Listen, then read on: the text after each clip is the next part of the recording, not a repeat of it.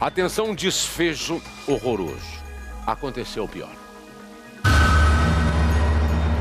Aconteceu o pior em Bragança Paulista, minha senhora, meu senhor que nos acompanham. Ontem trouxemos o caso de Michele, a outra Michele, essa linda mulher, mãe de uma adolescente, que se envolveu com um homem chamado Wesley.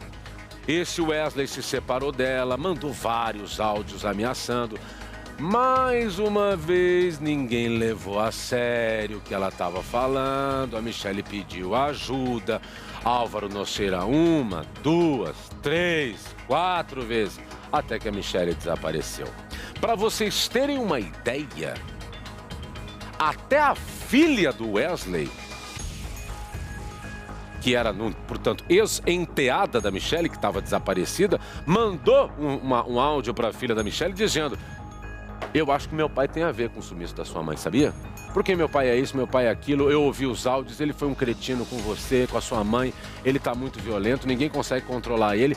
Depois que a gente exibiu esse caso aqui com Álvaro Noceira no Alô Você, algo surpreendente aconteceu. A mãe do Wesley, vou falar de novo, a mãe do Wesley, uma senhora, sabendo que a ex-namorada do filho estava desaparecida e que o filho era o principal suspeito, e veio para a rede nacional essa conversa, através do Álvaro Noceira, o nosso repórter, a mãe, doutora Eliana, foi na casa dele, você acredita? E disse: Wesley, eu acho que a senhora faria o mesmo. Que história é essa? Que a sua ex-namorada, que a Michele, está desaparecida. Ele tentou desconversar Álvaro Noceira, mas a senhora não aceitou.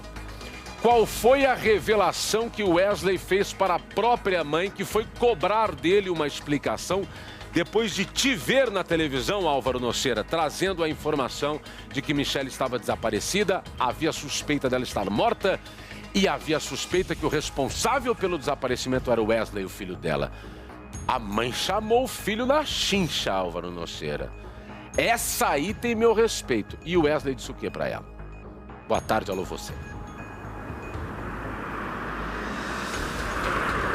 Ótima tarde para você, André, a todos que nos acompanham aqui no Alô Você. Olha, de fato, sabendo ali da periculosidade do filho, do Wesley, também vendo a reportagem sobre o desaparecimento da Michele, ela não pensou duas vezes não, foi até a casa do filho, que fica aqui em uma área próxima à cidade de Atibaia, em uma comunidade. Chegou ali no local e já encontrou alguns indícios que levaram ela a acreditar que poderia ter um outro desfecho. Mas ao entrar no imóvel, André, ela viu alguns vestígios de sangue nas paredes. O Wesley não conseguiu explicar o que estava acontecendo. Ele então acabou fugindo para a cidade de Itapevi, na Grande São Paulo. E foi lá para encontrar o irmão.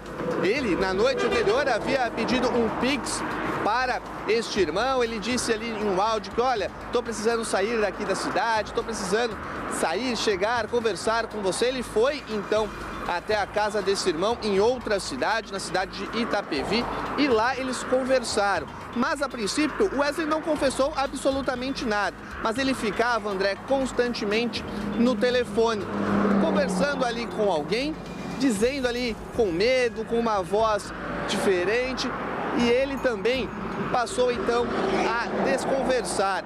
A mãe ligou para o outro filho e lá este filho então disse: ué, mas o Wesley está aqui em casa, vou conversar com ele. O Wesley quebrou o celular e confessou o assassinato da Michele. Um assassinato, André, com requintes de crueldade. O Wesley morava numa comunidade próxima aqui ao rio Atibaia. Neste rio Atibaia foi que ele, então, após matar a Michele, ele, então, a colocou em um saco plástico, veio de bicicleta até as margens do rio Atibaia e jogou o corpo da vítima, Michele Mariano, de 42 anos de idade, que estava em um relacionamento tóxico. Eles estavam dentro deste relacionamento há pelo menos 8 meses. Ela havia se separado, não queria mais estar, justamente por conta de diversas ameaças, André. Ele a perseguia, ele a seguia, ele pedia para que outras pessoas falassem onde ela estava. Ele ia até o trabalho dela, inclusive, de uma forma disfarçada, com a roupa, com o uniforme da empresa que ela trabalhava. E veio então essas ameaças. Ela deixou a cidade, mudou-se para Bragança Paulista, uma cidade distante, justamente nessa tentativa de fugir deste homem. Mas isso não evitou o pior, ele continuou.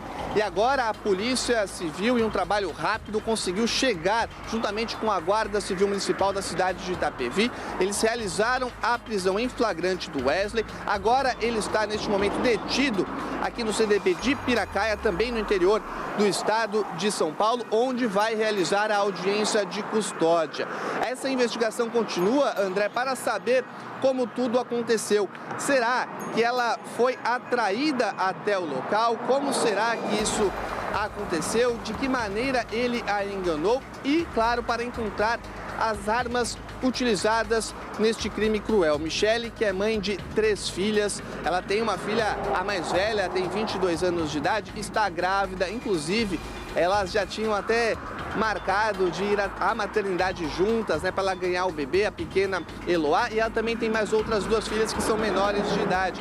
Então, 2 garotas, 2 meninas que vão crescer sem a mãe, e a neta também, uma bebê que ainda não nasceu, já está sofrendo também essas consequências de não ter a avó do lado. Então, uma família inteiramente destruída, e foi exatamente neste local, às margens do rio Atibaia, onde mais tarde as buscas serão realizadas para encontrar o corpo da Michele. André. Que crueldade, hein? Não sei se vocês prestaram atenção, mas foi uma atitude muito cruel do Wesley. Ele confessou para a mãe dele depois que ele não só matou a mulher dele, né, como com requintes bárbaros de crueldade. Eu não vou nem contar aqui que o meu diretor já disse, não dá detalhe. Não posso por causa do horário, mas olha, você já imagina. O negócio foi feio aí. O delegado disse que antes de ser morta, a Michele tentava se reconciliar com Wesley sem a família saber. Esse cidadão, Wesley, né, ele acaba confessando para o irmão que ele teria feito, que ele teria realmente tirado a vida da Michele. O irmão, diante disso, ligou de Itapevi, que é de Itapevi, liga para a guarda municipal daquela cidade e fala, olha, meu irmão cometeu um homicídio, tá? E como a gente já tinha colocado na rede, que a gente estava meio atrás desse cidadão, eles acabaram ligando para nós, aí nós fomos até lá, trouxemos ele para cá, inclusive com a testemunha, com o irmão confirma todas essas informações, nós fazemos as diligências durante a madrugada, inclusive na casa dele, onde a gente realmente vê aí vê que a casa está limpa, mas com alguns vestígios de sangue, com sinal de ateamento de fogo. Não havia o colchão que foi mencionado, então nós acreditamos que ele realmente tenha envolvido o corpo no colchão e teria jogado aí no rio Atibaia. O que nós temos no momento é isso, tá? Nós prendemos ele em flagrante delito pelo crime de homicídio e por ocultação de cadáver. Nós estamos falando em quê? Numa perseguição ininterrupta e a ocultação do cadáver. Os indícios levaram a isso.